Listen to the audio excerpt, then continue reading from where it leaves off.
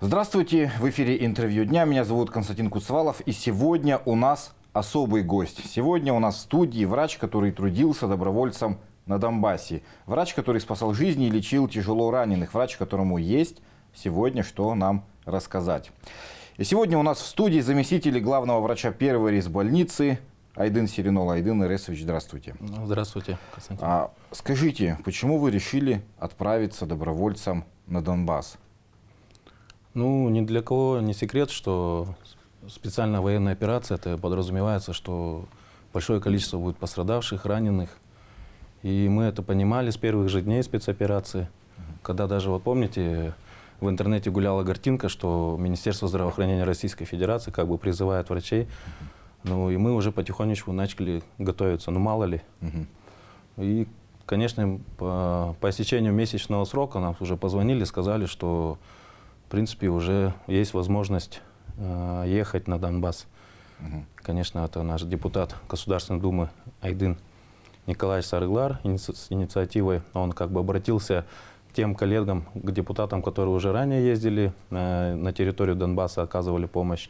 И как бы получилось так, что сформировать команду из Республики Тыва. Да, и как бы нас быстренько так как мы уже были готовы, то есть списки у нас уже были, то есть в срочном порядке мы как бы организовались, собрались со списком уже именно по специальностям, которые мы в группе поедем, то есть мы уже определились и уже то есть на уровне республики и глава республики Владислав Тавриштаевич и отделение партии «Единая Россия» и наше руководство больницы нас поддержали, наш местный Минздрав нас поддержали, помогли собраться.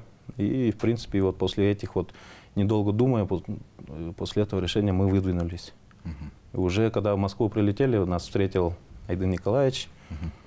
И уже в составе 7 человек мы выдвинулись на территорию Донбасса. Хотел бы поблагодарить нашего главу республики Хувалы Владислава Тавриштаевича, партию «Единая Россия», Айдына Николаевича Сарыглар, то есть депутата Государственной Думы, наш Минздрав республиканский, руководство нашей больницы, что постоянно переживали за нас, то есть оказали вот такую поддержку и как бы дали нам возможность помочь, то есть жителям и военнослужащим в спецоперации.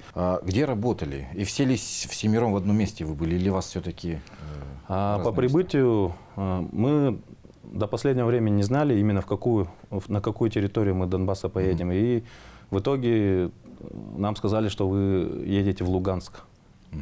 То есть по прибытию с Москвы мы до Ростова на поезде ехали. В Ростове у нас тоже местное региональное отделение партии «Единая Россия» встретили. И там уже нам выделили микроавтобус до границы. С границы мы уже, когда перешли, нас уже встретила тоже машина именно Луганской клинической республиканской больницы. То есть мы уже сели в эту машину и привезли нас в город Луганск.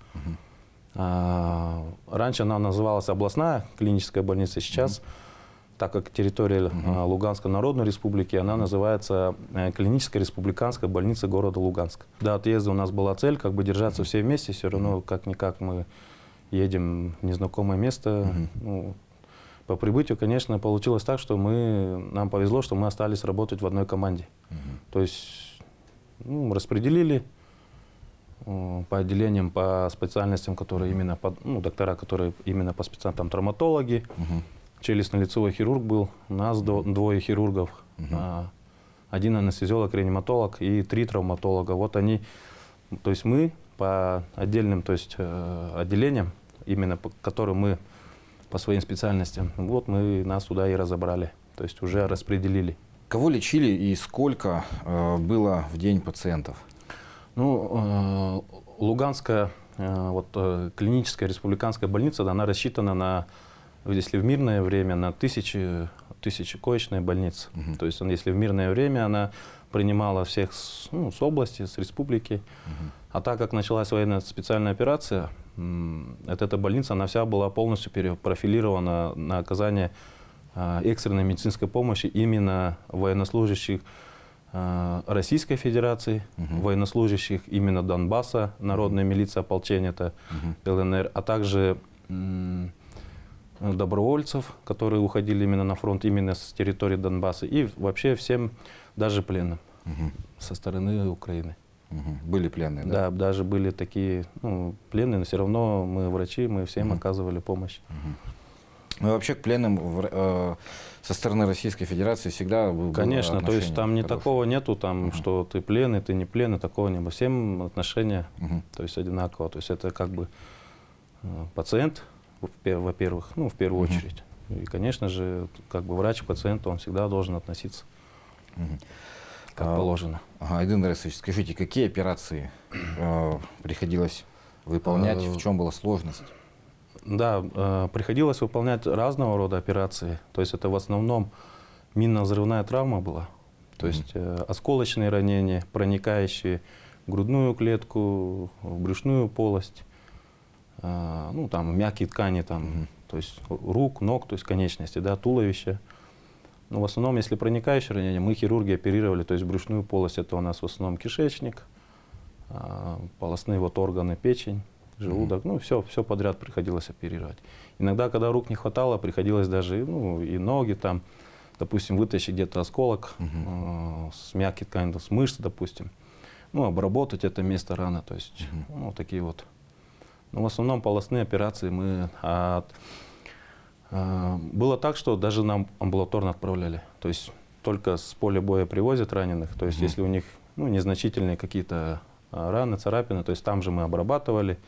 Если показаний не было, то есть для госпитализации, мы уже отправляли их, то есть обратно. Скажите, пожалуйста, какой опыт вы там приобрели? Опыт колоссальный приобрели, потому что не каждый день сталкиваясь с такими травмами, особенно минно-взрывными, осколочными или там огнестрельными травмами. Конечно, опыт очень большой мы получили.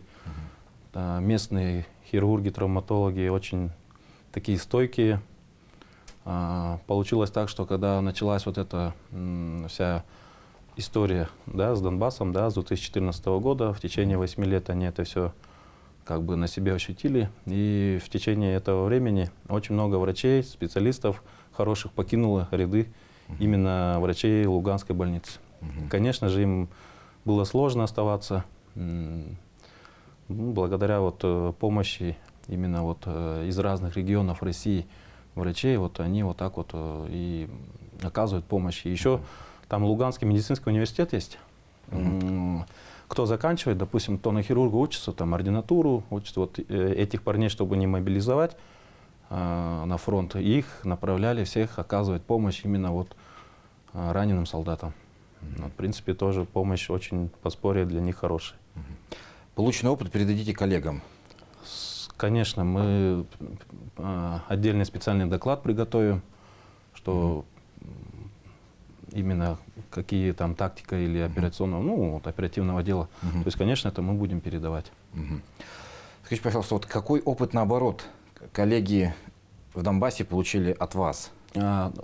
Такое тоже было, потому что республиканская больница – это самая крупная больница нашей республики, и она оснащается, то есть, самыми современными, то есть, методами, допустим, лечения или установками, или оборудованием лечебным, то есть медицинским. И, конечно же, мы привыкли в таких благоприятных условиях работать и выполнять какие-то высокотехнологичные, медицинскую помощь, да, там, с использованием каких-то разных структур, там, титановых пластин или еще что-то, чтобы, кости, допустим, при переломе или там травматологов, чтобы быстрее это все заживало. Или, допустим, там, малоинвазивная операция, ты когда небольшие дырки, проколы делаешь, то есть со стороны брюшной стенки, и как бы оперируешь, не делая пациенту больших разрезов. То есть мы когда туда приехали, конечно, за 8 лет о никаком современнейшем оснащении речи не идет, конечно же.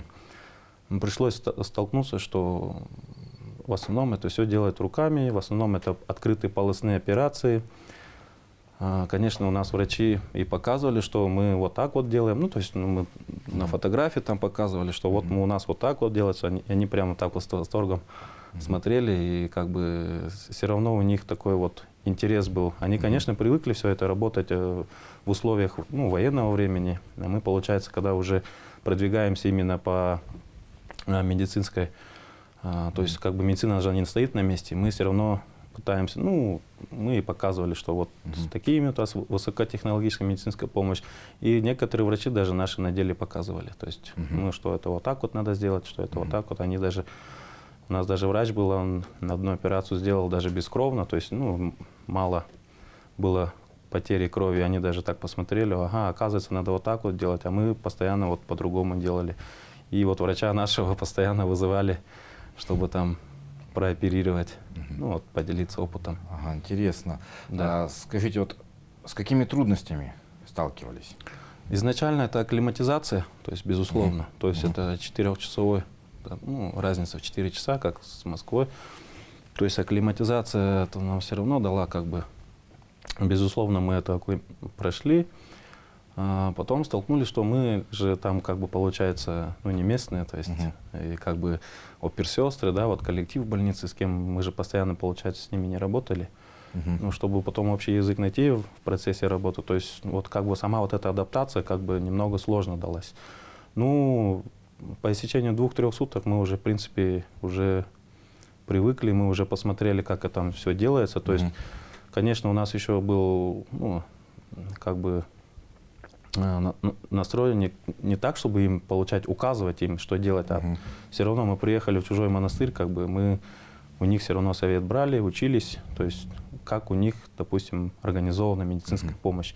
То есть сходу уже, то есть вникали в курс дела. Вот по условиям труда уже более-менее понятно, вы сейчас рассказывали, какие были условия быта, где жили, как жили? Нас встретили, когда нас привезли в больницу, встретили, специальный блок выделили. Это вот в той же самой больнице, на 3-м этаже у нас там был специальный блок, где более-менее организованы палаты, то есть там пациентов нет, там как бы живут приезжие врачи, гости, которые помогают именно. Вот мы в таком блоке отдельном жили. То есть у нас там отдельные кровати, там даже телевизоры были. То есть вот так вот.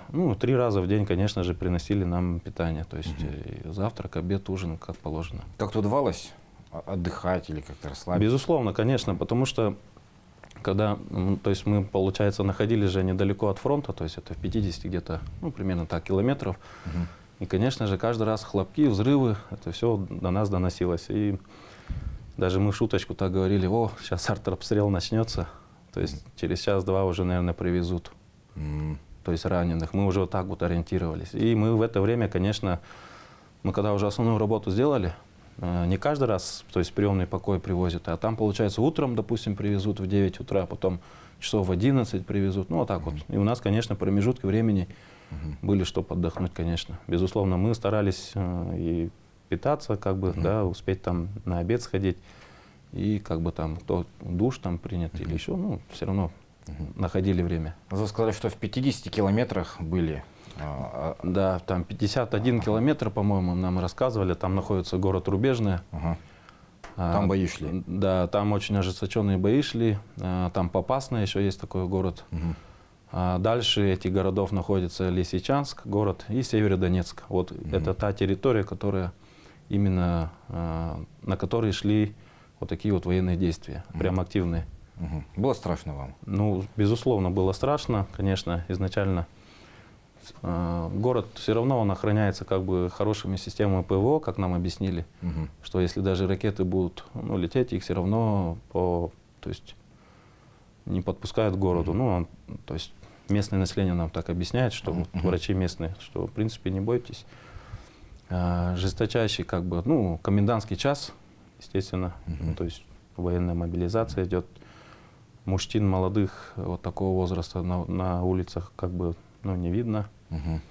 Вечером в 10 и до 6 утра отключали воду. То есть, потому что, почему мы спрашивали, почему так делается, бывали случаи диверсии, потому что центральный водоканал могли отравить. Из-за этого вот воду отключают, и как бы круглосуточный контроль со стороны армии именно тех источников, то есть жизнеобеспечения города. Что на Донбассе люди говорят о российских солдатах, российских медиках? Они очень отзывчиво, то есть очень такое, как сказать, с большой душой, с большим сердцем, как бы с большой благодарностью относятся именно не только там, врачам, да, там, и солдатам, а вообще, то есть Российской Федерации в целом. Потому что за эти 8 лет, если бы Российская Федерация не оказывала помощь, конечно, они бы были в очень плачевном состоянии. И благодаря поддержке Российской Федерации, то есть вот сейчас на данный момент у них вот такие вот надежды. То есть на светлое будущее, на то, что никто их не будет притеснять. То есть они это в открытую говорят. Спасибо. И не могу не спросить у вас о ревакцинации. Перейдем так с темы на тему. Сегодня в Туве коллективный иммунитет резко снижается. И уровень уже чуть ли не на 50% отметке. Скажите, ну вот насколько важно вакцинироваться и ревакцинироваться, ведь коронавирус все-таки никуда не исчезал, никуда он не ушел. Да, у нас как бы среди населения как бы бытует ошибочное мнение, да, что, допустим, говорят же, что коронавирус уже ослаб, а это не так. То есть и как бы народ потихонечку начинает расслабляться. Но я бы посоветовал, что вакцинацию и ревакцинацию никто не отменял. То есть надо обязательно ставить, потому что бывает, что 5-я у нас волна уже прошла, да? Вот мы уже, в принципе, уже потихонечку начинаем готовиться к 6-й волне, потому что вот даже далеко ходить не будем. Вот недавно в Китае там, да, очень большой, вот за 2 года очень большой только локдаун случился. То есть это коронавирус, он никуда не ушел. Он все равно будет. И я вот советую землякам нашим, особенно у тех, кто иммунитет послабже, обязательно ставить вакцину. Даже кормящим матерям, то есть беременным женщинам, всем надо обязательно ставить. Когда волна ожидается следующая? Точно никто не может сказать, да, сложно. А вот такой полуфилософский вопрос. Когда мы избавимся от коронавируса? Когда мы его победим? Или он все-таки с нами будет всю жизнь, но послабее уже станет как-то? Как вам сказать? Когда-нибудь мы, наверное, его все равно победим. Да. Спасибо. Спасибо большое, Айдын Аресович. Спасибо вам за историю, за то, что вы рассказали сегодня нам, нашим телезрителям, о том, как вы трудились, помогали людям на Донбассе. Спасибо вам за это большое.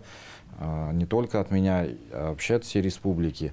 И я напоминаю, что сегодня у нас в гостях был заместитель главного врача 1-й резбольницы Айдын Сиринол. Меня зовут Константин Куцевалов. До встречи в эфире.